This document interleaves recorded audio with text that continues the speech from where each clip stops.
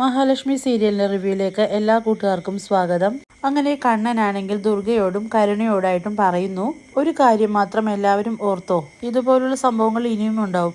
മരിക്കാതെ പരിക്കു പറ്റാതെ മടങ്ങി വരുന്നത് ഇയാൾ തന്നെയായിരിക്കുമെന്ന് ദുർഗയോടും കരുണയോടും കണ്ണൻ പറയാണ്. നിങ്ങളെല്ലാം ആഗ്രഹിക്കുന്നത് പോലെ ഒരു ആംബുലൻസ് ഈ വീടിന്റെ മുന്നിൽ വന്ന് നിൽക്കില്ല. ആ ആംബുലൻസിൽ നിന്നും വെള്ളം പുതപ്പിച്ച ഇയാളുടെ ശരീരം പുറത്തേക്ക് എടുക്കില്ല. ഇതെല്ലാം പറഞ്ഞ് കണ്ണനും മഹിയും അകത്തേക്ക് പോകുകയാണ്. ആ സമയം മഹാലക്ഷ്മി ദുർഗയോട് പറയുന്നുണ്ട്, ആ തട്ടിന് മുകളിൽ നിന്ന് വീണത് ആരാണെന്ന് അറിയണ്ടേ അമ്മയ്ക്കെന്ന്. അത് മറ്റാരുമല്ല, ആ തട്ടളക്കാൻ മുൻകൈ എടുത്ത ആള് തന്നെയാ, അമ്മയുടെ സ്വന്തം ആങ്ങള തന്നെ. ഇത് കേൾക്കുന്ന ദുർഗ ആകെ ഞെട്ടിത്തരിക്കുകയാണ് കേട്ടോ. അത് കേട്ടപ്പോൾ ഒന്ന് ഞെട്ടിയല്ലേ എന്ന് കരുണൻ ദുർഗയോടും കരുണയോടായിട്ട് ചോദിക്കുന്നുണ്ട്.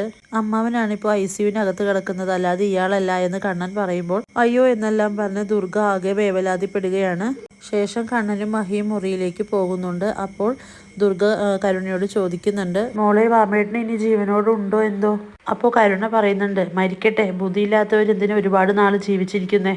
ഇത് കേൾക്കുന്ന ദുർഗയാണെങ്കിൽ അങ്ങനെയൊന്നും പറയല്ലേ മോളെ എന്ന് പറഞ്ഞ് വളരെയേറെ വിഷമിക്കുന്നു. പിന്നീട് മേഘനാഥനും ഉണ്ണിയെല്ലാം വളരെ വിഷമിച്ചിരിക്കുന്നതാണ്. ആ സമയം പ്രതാപൻ അങ്ങോട്ട് വന്നിട്ട് പറയുന്നുണ്ട്, മോള് വിളിച്ചിരുന്നു, അതുപോലെ എൻ്റെ അമ്മയും വിളിച്ചിരുന്നു. എങ്ങനെ അവരോടൊക്കെ പറഞ്ഞ വാമേട്ടനാണ് വീണതെന്ന്. അതുകൊണ്ട് തന്നെയാണ് ആര് വിളിച്ചിട്ട് ഞാനും എടുക്കാത്തതെന്ന് ഉണ്ണിയും പറയുന്നു. ഇത്തവണ എല്ലാവരും സന്തോഷത്തോടു കൂടി ഇരിക്കുകയാണ്. മഹാലക്ഷ്മിയെ ആംബുലൻസിൽ കൊണ്ടുവരുമെന്ന് വിചാരിച്ച്. എന്തായാലും അതും പാടിപ്പോയല്ലോ എന്ന് പ്രതാപൻ പറയുന്നുണ്ട്.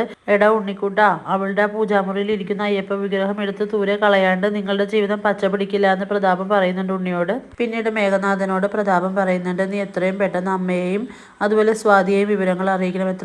എത്ര നാൾ നമുക്കിത് മറച്ചു വെക്കാൻ കഴിയുമെന്ന് പറയുന്നു. അവരെന്തായാലും ഇത് അറിയേണ്ടതല്ലേ എന്ന് പറയുന്നു. അങ്ങനെ മേഘൻ സീമന്തിനെ ഫോണിൽ വിളിക്കുന്നു. സീമന്തിനെ മേഘനോട് ചോദിക്കുന്നു, അവൾക്ക് ഇപ്പം എങ്ങനെയുണ്ട്, ഉടനെ എങ്ങാനും അവൾ മുകളിലോട്ട് പോകുമോ മോനെ എന്നൊക്കെ ചോദിക്കുന്നുണ്ട്.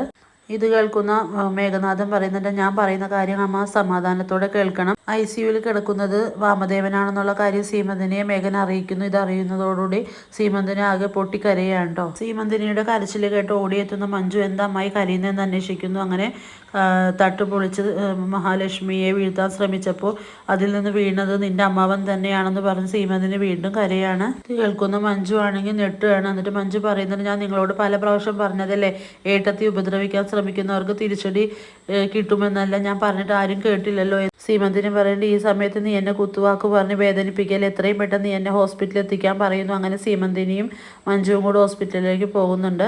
അങ്ങനെ ഹോസ്പിറ്റലിലെത്തി മേഘനെ കാണുന്ന സീമന്തിന് ഓടി വന്ന് അന്വേഷിക്കുന്നു, എന്താ മോനെ അച്ഛന് പറ്റിയെന്നെല്ലാം ചോദിക്കുന്നു.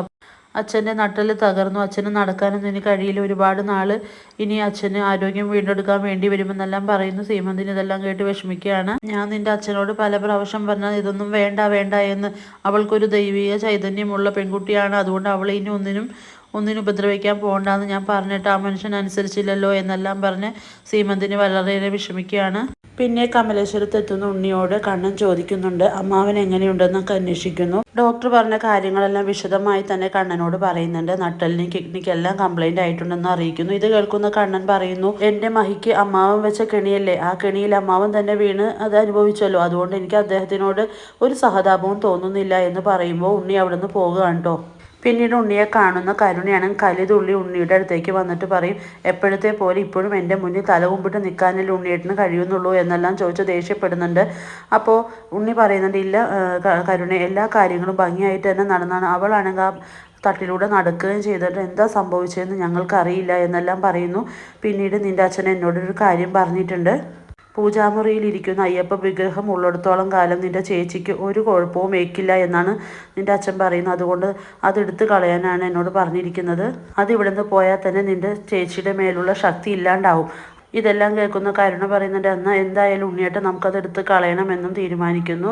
അങ്ങനെ രാത്രി തന്നെ ഉണ്ണി പൂജാമുറിയിൽ കയറി അയ്യപ്പ വിഗ്രഹം എടുക്കാൻ ശ്രമിക്കുന്നുണ്ട്. അത് കാണിച്ചാണ് ഇന്നത്തെ എപ്പിസോഡ് അവസാനിക്കുന്നത്. വളരെ ത്രില്ലിംഗ് ആയ എപ്പിസോഡിന് നമുക്ക് കാത്തിരിക്കാം. വീഡിയോസ് എല്ലാം ഇഷ്ടമാവുകയാണെങ്കിൽ ലൈക്ക് ചെയ്യുക, സബ്സ്ക്രൈബ് ചെയ്യുക.